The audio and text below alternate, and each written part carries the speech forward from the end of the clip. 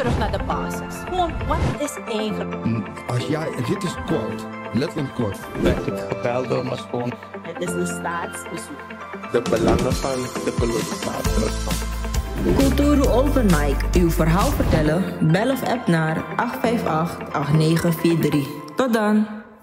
Kijkers van Kulturu TV, ik heet jullie van harte welkom en ik ben hier met meneer Atencio. U gaat hem misschien niet herkennen, want hij heeft heel fris aan vandaag. Maar meneer Atencio, hoe gaat het met u? Voor zover, ik doe mijn best en God doet de rest. Ja, en toch wel zoals cultureel dan iedereen groeten binnen en buiten Suriname. Waar u zich mag ook bevinden. Wij moeten dan doorgaan om het goed werk te doen in ons Sutisrana Kondre. Yes. Meneer Atencio, u bent DNA-kandidaat, iedereen weet dat. Hoe staat het met het werk dat u nu bezig bent te verrichten qua de propaganda's? Lukt het daarmee? Ik ben voornamelijk DNA-kandidaat. Lijst nummer 7 van OPSU, nummer 22. Het veldwerk gaat in feite een beetje zwaar. Vooral wat ik eerder aangaf in uw programma, dat we te stuiten zijn met komen met analfabeten. Ja, er zijn mensen die niet kunnen lezen, zelf niet een cijfer kunnen uitspreken, maar ze zijn allemaal stemgerechtigden. En die mensen waren dan in feite vroeger dan, hoe moet ik het zeggen, ze zijn opgevoed om te stemmen middels foto. En nu, als je dan in de specimen nu ingaat, dan gaat u zien dat alleen maar de lijsttrekkersfoto dan voorkomen. En de rest zijn alleen maar namen. Dus dat is wel een beetje, is mijn concern even. En ik denk ook andere kandidaten hoor. Dus, maar ik probeer toch op allerhande wijze dan te kijken hoe ik met die analfabeten toch kunnen zien voor een oplossing. Het is heel moeilijk. Ja, want hoe je dan keert of draait, die mensen kunnen niet lezen. Ja. Ja, dus dat is het enige zware gedeelte tijdens het propaganderen. Maar voor verder is er dan voor mijn part niet zo dat we zeggen van er zijn complicaties of whatever of situaties. Wel kan ik bij vermelden dat een der onze collega's in Nikeri, zelf hier ook in Paramaribo, werden bedreigd. Anderen werd gekapt in Nikeri, dus de partner van een DNA-kandidaat, een collega van mij. En ik vind het heel erg dat loyalisten van partijen die misschien een kleinigheid hebben ontvangen of een pakketje of zo, die zich zo tekeer gaan en zich gaan handelen met in feite de dood als gevolgen of strafbare feiten nu dan plegen. Inderdaad, meneer Atencio, ik zag een video, het ging ook rond op social media, waarbij iemand van een andere partij, was het werkelijk iemand van OPSU die gekapt werd? Jawel. Voor ongeluk werd? Ja. Iemand van een loyalist van de NDP heeft dat gedaan. Ja, en er ontstond een woordenwisseling als ik het goed heb. En die persoon stond met de houwer en daarna rende hij achter de partner van de DNA-kandidaat van OPSU. En toen begon hij te kappen, hebben die omstanders en die collega's zelf hem dan te pakken gekregen. Ze waren allemaal beide in de goot gevallen. En ze hebben hem ook afgetakeld. Snap je? Ik vind het terecht, want als zou het mijn familielid ook zijn, als zou het mijn partner ook zijn, dat haal je niet uit. Maar lukt het niet met het slachtoffer? Hij heeft kapwonden opgelopen hoor. Dus voor zover ik weet moest hij dan vervoerd worden naar het ziekenhuis. En hopelijk, ik heb dan niks meer gehoord, maar hopelijk komt het de goede kant op. Goed.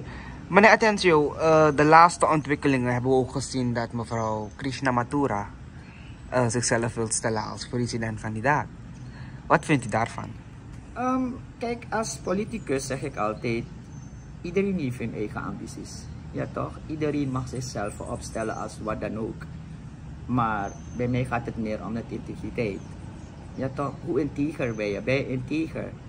En als ik naar de naam luister, mevrouw Mathura, en ik had het eerder ook aangegeven, mevrouw Mathura tijdens haar functie als politiecommissaris heeft de zoon van mevrouw Mathura familieleden van ons vermoord. Ja, met een aanrijding.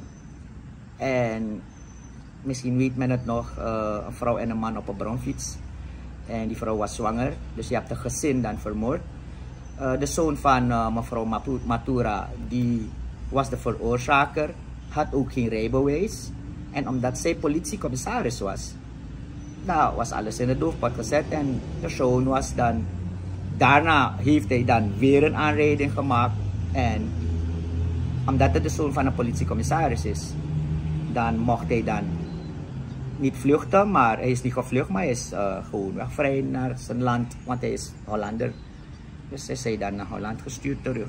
En als u me zegt dat mevrouw Matura nu, die ik zie op de grote billboard van gewoon eerlijk president wil worden, dan vraag ik mezelf af van, hey, heeft ze ook een droom gekregen? Zoals iedereen die president wil worden, die zegt van, ik heb een droom gekregen. Misschien heeft ze een droom, maar dan denk ik wel dat die droom niet naar waarheid berust.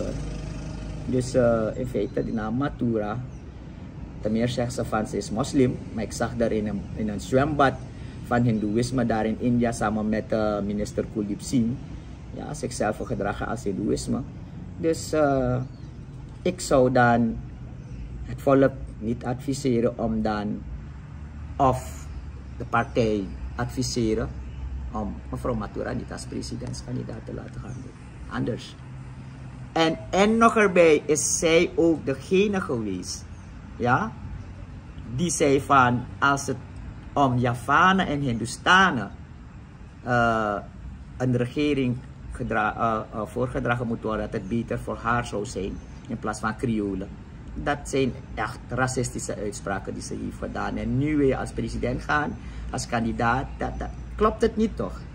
Dat klopt het niet. Want dan ga je ergere dingen nu, in plaats van uitlaten, dan ergere dingen doen doorschemeren. En ik zit niet zitten hoor, als het gaat om mevrouw Matura. Ja, je mag een mooie glimlach hebben, je mag ook mooi zijn. Ja, elke vrouw is mooi, snap je? Maar wat identiteit betreft, nou. Goed, meneer Atencio. Wat kunnen wij verwachten van meneer Atencio als u binnen bent gekomen? Zal u werkelijk terugkijken naar de mensen die nu in een nood zitten? Ja, kijk, ik heb het eerder al aangegeven. En ik zeg het nog steeds. Indien gekozen, meneer Atencio, notarieel, ik zeg niet uit monden alleen, maar notarieel, 1/3 deel van mijn salaris terug afstaat aan de samenleving. Het is te veel. Snap je? Als het ook mag, geef ik ook 50% van mijn salaris weg. Ja? Maar ik ga het niet bij praten blijven. Ik ga een notarieel akte dan opmaken. Ik ga tekenen ervoor. Ja? Maar dat heb ik ook weer gezegd onder één voorwaarde. Indien de regering 1% gebruikt, dan dient de regering dat te verantwoorden aan het volk, niet aan meneer Atencio. Ja toch? En aan de andere kant, je moet op een gegeven moment, indien gekozen, ook een toekomstvisie hebben. En wij praten altijd over corruptiebestrijding. Maar de vraag is nu, hoe bestrijd je corruptie? Want in alle aspecten, helaas alle aspecten in Suriname, wordt er corruptie gepleegd. Ja toch? En een van mijn visie, die ik dan in mijn hoofd heb, is dat wanneer men wil beginnen met corruptiebestrijding, dan zeg ik als DNA-kandidaat, indien gekozen, ik geen moeite heb om door een onafhankelijk instituut een drugstest te doen doorschemeren, toch? Als ik een drugsgebruiker ben of een alcoholist, dat zal blijken wanneer men dan mijn bloed prikt. Net als van Suralco in Suralco, zo doet men dat. Aan de andere kant zeg ik weer, sorry, dat men ook als Nederland kan doen. Want eeuwig oeluku, Nederland, Nederland, Nederland. Want ik sta voor Nederland. Wel, als het gaat om corruptiebestrijding, toch, heeft Nederland een unit, een onderzoekunit, ja, op het gebied van fiscale en staatsfraudes. En als je die unit nu opricht, de right man on the right place zet, ja, en die unit heet dan FIOD, Fiscaal Inlichtingen Opsporingsdienst, ja, met diepgaande justitiële bevoegdheden. En als je dan de right man on the right place zet, ja, op de juiste plek, dan ga je zien dat Lekva de Mabetak, ja, Teodoro da woko Sroto dema. Teodoro da woko Poer de Monif dema. En als je zo'n unit nu opricht, ja, onafhankelijk, dan gaat het wel lukken, ja. In plaats van te zeggen van, ja, wo Sroto dema, matikos dong, dan je de ma kans voor loegwe. Ja toch? Je de ma kans voor doe, moro fraude, denk maar aan, hoe je dat ding weer, Pan American, ja toch? Surfing, New Surfing, Sabaku, dus alle de zaken dat die tapu toch? Al die zaken zijn nu in de doofpot, maar als je nu deze unit opricht, ja, in Nederland is het fiat, in Suriname kan het niet fiat zijn. En zij kunnen ook niet in Suriname zijn, maar we kunnen wel dan de right man on the right place zetten door ook de diaspora mensen te gebruiken, toch? Om dan deze unit, deze onderzoeksunit dan te bemannen. Dan weet je zeker dat friends and family nepotisme zich daar ook niet plaats gaat vinden. Waardoor je dan qua alle zaken, fraudezaken dan toch een goede resultaat zult krijgen. En dat je zegt van, hé, dat is corruptiebestrijding. Ja toch? Aan de andere kant zeg ik ook van, ik hoor mensen zeggen betaalbaar onderwijs. Wel, ik zeg van, nee, mensen zeggen van gratis onderwijs, sorry. Ja, ik heb gezegd betaalbaar onderwijs. Waarom ik dat zeg? Je kan de samenleving, en de vicepresident doet het vaak, gratis onderwijs. Ja, bij wet is het zo dat elk kind die de toekomst van morgen is, gratis onderwijs geniet. Bij wet. Maar in Suriname handhaven we geen wet. We respecteren geen wet. Waarom? Omdat we ook nog niet zo ver zijn. Je gaat eerst goed moeten onderbouwen hoe je gratis onderwijs dan gaat geven. Want hoe lang schulden toch? Hindi kita kifosi. Van je doen naar de schulden, van je doen naar de probleem, alvorens je gaat tegen afvallen en je kostdom, je opot gratis onderwijs. Matthias Don Bano dat je dat contract, dan zeg ik liever, misleid het volk niet. Want wanneer je zegt betaalbaar onderwijs, dat wil zeggen dat ze het nog kunnen permitteren. Ja toch, dat is betaalbaar. Inschrijving geldt nog deso diri, boekenhuur nog deso diri, meubilair, ode nof, daar gaat het erom. Maar als je begint aan gratis. Precies zo ook het gratis gezondheidszorg. In een man bij dressing ba.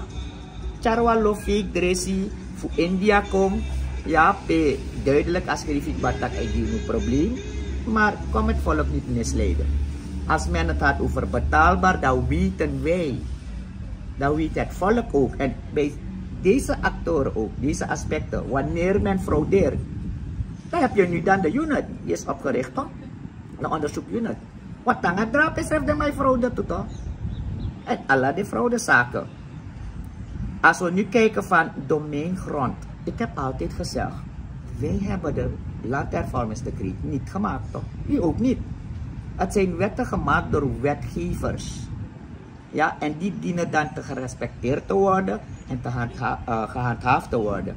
Wat zien wij altijd? Jaar in, jaar uit, verkiezing in, verkiezing uit. Het zijn alleen maar voor friends en family.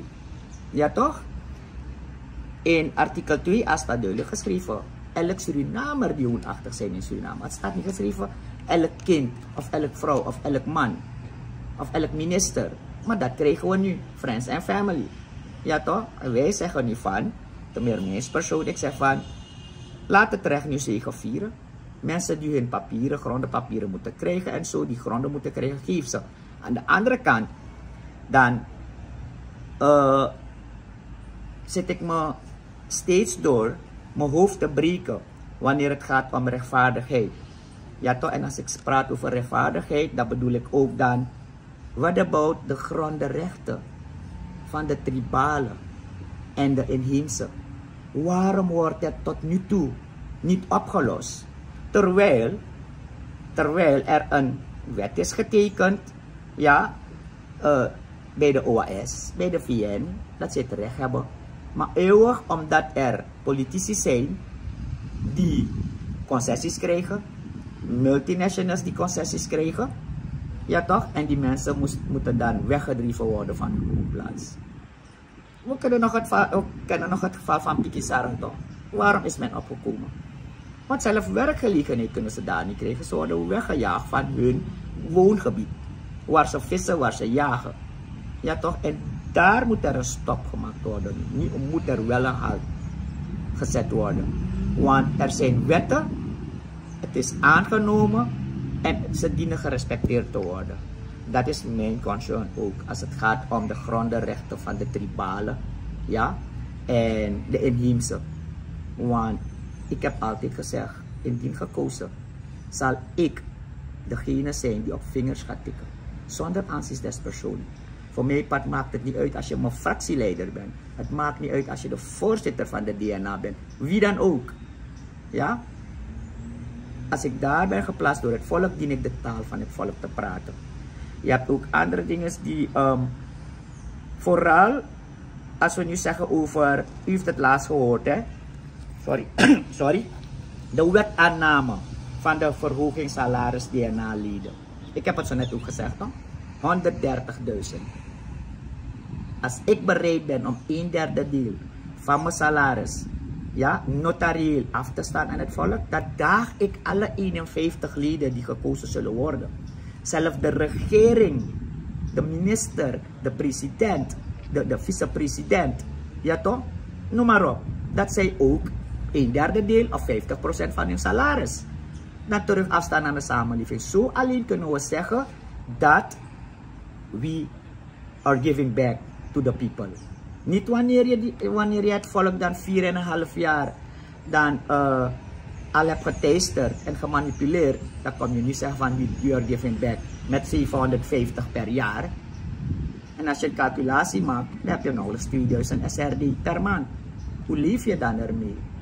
Ik ben even vergeten, want als het gaat om de grondrechten van de tribalen en de inheemse, wil ik toch ook aangeven, ik denk hoor, dat wij een van de ministeries dan weg moeten schrappen om dan een ministerie van tribalen, van grondzaken van de tribalen en de inheemse dan daar op zijn plaats moet zetten. Ik denk dat de juiste wijze is dat dit fenomeen in het verleden gelaten zou worden. Want we praten steeds erover. Anderen rennen naar de zogenaamde vicepresident. Maar er komt die oplossing. Zet je dan een ministerie daar, een minister daar, die zegt over dan de grondrechtenvraagstuk dan en de noden van de tribalen en de inheemse dan daar plaats, dan worden zaken dan efficiënter gedaan, toch? Dus dat was wat ik vergat om te zeggen. Functies. Als we praten over nepotisme, we weten het allemaal. Er was een hele tamtam tijdens de inauguratie. Na de inauguratie, wie is dan geplaatst in meerdere functies? De First Lady. Ja toch? Dat moet opgehouden worden. Niemand kan ons nu zeggen dat zij de gelden niet krijgen. Al zegt de president van ze is dan van de functie weggehaald. Ze is gewoon First Lady. What about dat de vicepresidentsbroer dan? In zoveel commissies. Ja toch? Dan is hij bij ABS. En zo heb je dan andere mensen ook. Dan zeg ik weer van dat moet opgehouden worden. Ja, geen meerdere functies meer voor staatsdienaren. 1 persoon, 1 functie. En dan zo alleen kan je dan werkgelegenheid scheppen. Ja toch? Want dan krijgen dan de anderen die ook zijn afgestudeerd ook de kans om aan bod te komen. Ja toch? En dan heb je weer de andere, dat zijn mijn toekomstvisie. Ja? Het inkorten van topsalarissen van 40% naar 60%. Ten gunste van verhoging van kinderbijslag en AOV. Het moet kunnen toch? If we taambaar we giving back, maar we tang verreken ons reef. En als DNA-kandidaat, indien ook gekozen, ga ik daarvoor ook pleiten, ja. Hard pleiten, ja. Afschaffing salaris voor het leven van ministers. Daar zeg ik weer, dat heeft de heer Venetianer voor gezorgd. Want het was eerst, je moet 5 jaar uitzitten, dat je hebt alle de privileges. Ja toch? Nou de Mayroko Wayari, zogenaamd worden ze gereshuffeld, zogenaamd eervol ontslagen. Ja, maar ze kregen dan alle privileges tot de dood. Dat moet ophouden. Wanneer een minister niet meer gekozen is, toch? dan krijgen ze na afloop van functie 6 maanden. Zie het als een men zegt, straat iemand wordt ook wachtgeld. Ja toch? Maar zie het als een uitkering gewoon. En daarna zullen deze opnieuw werk gaan moeten zoeken. Zoals elk andere. Dat bestrijd om een zandbak. Ja toch? Iwan minister Moro. Zij de mek kies minister Monitanga Dede. Je gezin moest kies Alassani. Hou op. Je brengt het land niet vooruit. Want na belastinggelden. Isabi. En dan, zo met takibaka. Zo zeg ik het weer. Je zal me wel afvragen. Hoe komt Suriname? Hoe zal Suriname aan geld komen om dit allemaal te realiseren? Als je dit begint te doen, dan heb je dan zoveel geld er nu teruggebracht. Ja toch? De andere is, er is ook iets anders die ik wil zeggen. Belastingheffing op alle goudbedrijven. Van 15%, van 10% naar 15% of meer. Milieubelasting, dat ook nog. Belastingverhoging op casino's. Ja? En betaalkantoren. U weet het ook zelf immers. Wij betalen BTW. Maar wie hebben dan allemaal vrijstelling gekregen? De goudsector. De houtsector. Is het eerlijk? Is het eerlijk naar ons toe? Dus, zij moeten ook de belasting betalen. Ja, en vooral de 100% douanecontrole waar veel inkomsten verloren gaat.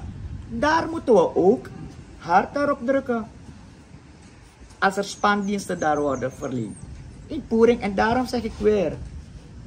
Dus die unit, die onderzoekunit, zoals in Nederland de FIOD daar is, zou ook goed zijn in Suriname om zo'n unit dan op te richten, toch? Met onafhankelijke personen, the right man on the right place. Indien het ook diaspora dan plaats moeten nemen, laten we dat doen. En zo heb je verschillende taal van dingen. Ik zeg maar één ding, infrastructuuronderhoud ook. Ja? Dat is in feite van eminent belang. Je ziet van je karaman, die spakka jongen. Altijd ama sabetak jongen, de samenleving moet voelen. Sabi toch? Is strafding. Minister van OE. Ja, Noertje. Ja, Kukaraman Noertje. Ja, dat is een toetelnaam. Dat is je tak about infrastructuur. Maar je onderhoud is fout. Ja toch? Eerst zei hij van, wanneer het regent, dan pas kan je zien waar die problemen zijn. Maar dat 3 weer hoor je. Die doet niks. Wat voor onderhoud doe je? Ja toch? Leven we dan in een rechtsstaat? Nee. Dat is voor mij een goed concern. Het lijkt alsof we niet meer in een rechtsstaat leven. Terwijl de rechtsstaat, want we hebben 3 soorten machten hier zo. Ja? Ik denk dan de uitvoerende macht, de rechterlijke macht en de wetgevende macht. Die dienen dan gescheiden te houden van elkaar te zijn. Maar zie je dat nu? De rechtsstaat, je kan niet meer bouwen op de rechtsstaat. Ik hoorde een parlementariër altijd schreeuwen, we leven niet in een abu-staat. Dan vraag ik mezelf af, doe je dat om dan alleen te zeggen, wiens brood men eet, die staat men spreekt? Want we leven echt in een abu-staat, ja. Want de samenleving kan niet eens de openbare ministerie meer geloven. Niet eens de PG niet meer geloven. Nou, wat voor rechtsstaat is het dan? Ja toch? De president, die recent nog de case van den Berg heeft verloren. Om een foto samen 4 heeft aangesproken aan pleibigi. Wie heeft de juridische kosten daar betaald? Hier in Suriname heeft de rechtsstaat de gelijkenis gegeven aan de president. Zo zwak zijn wij. En daar in Nederland heeft Van den Berg de zaak gewonnen. Wie heeft dan de juridische kosten betaald? Minangayu. Het kostte misschien, meteen goed als ik goed heb vernomen hoor, 4.000 tot 5.000 euro. Maar na monitor zijn volksgelden. Zulke zaken moeten dan in feite dan gecorrigeerd worden. Zulke zaken moeten hard aangepakt worden. Veiligheid bijvoorbeeld. De minister van Justitie zegt doodgewoon, hij voelt zich veilig. Wel, ik kan je zeggen, ik voel me niet veilig. Hè. En er zijn velen die zich niet veilig voelen. Klaarlichte dag worden vrouwen verkracht. Worden huizen dan in elkaar geslagen. Ja, huizen worden vernield voor mij gonade of zo. En niemand zegt wat. Is dan precies zo. Ja toch? Is dan precies zo. Vrije meningsuiting, dat is ook van een van de toekomstvisie van mij, we leven in een democratische staat. Het is ons democratische recht, wanneer iets ons niet goed aangaat, dat we onze vrije meningen mag uiten, zonder dan gearresteerd te worden, zonder dan bedreigd te worden, te meer bedreigd door de overheid, of gearresteerd door de overheid. En dat moet teruggedraaid worden. Wallamala nasranamang. Ja toch? We moeten van elkaar houden. Kritiek moet er zijn. Kritisch moet een persoon of een burger wel kunnen zijn. Maar als je maar de kritiek, dan je wordt opgeroepen door de justitie. Of dan word je bedreigd. Of dan word je beschoten. Of dan word je vermoord. En geloof me, indien deze onderzoeksunit daadwerkelijk wordt opgericht, er is suma ofredef going politiek, suma ofredef kiri, suma ofredef furu, en suma ofredef voor de witwas of drugspraktijken. Dus dat is er zo dan zo en bij van mijn toekomstvisie indien gekozen te worden door het volk. Ja, en ik daag al de kandidaten uit. Indien zij ook meegaan met de visie, dat zij daadwerkelijk kunnen zeggen van je 17e rijkste land, die nu helemaal gedropt is naar de 5e plaats van de Potismarang. Ja toch, laten we zo zeggen, Potikondre-rang, dan gaan we weer naar boven schuiven. Ja, maar als we dit niet gaan doen, geloof me, unohaling, sranang no verander moren. Dus dit is waarvoor ik in de politiek ga. Als het gaat om landsbelang, als het gaat om volksbelang, gaat men me altijd krijgen. Dus ik zeg aan Suriname, het is nu of nooit. De keuze ligt aan de samenleving, aan het volk. Niet aan meneer Atencio. Of niet aan welke kandidaat dan ook. Goed. Meneer Atencio, en daarmee wens ik u dus ook heel veel succes. Ik hoop dat wanneer u gekozen wordt, het werkelijk wat u heeft gezegd, u zal uitvoeren. Vaderland, Suriname is mijn vaderland, yeah. Vaderland, Suriname is mijn vaderland. Suriname is een heilig land, maar we doen wat we onheilig staan. Zo pijnig man, maar de man is veilig staan. Zorgen moet je doen, niet maken. Zorg is persoonlijk. Onze jongste patiënten krijgen daarom bij de huisartsenspoedpost ook een persoonlijke behandeling. Onze artsen zijn zeer bekwaam in het opvangen en behandelen van uw kind. Huisartsenspoedpost Suriname. Uw zorg is onze zorg.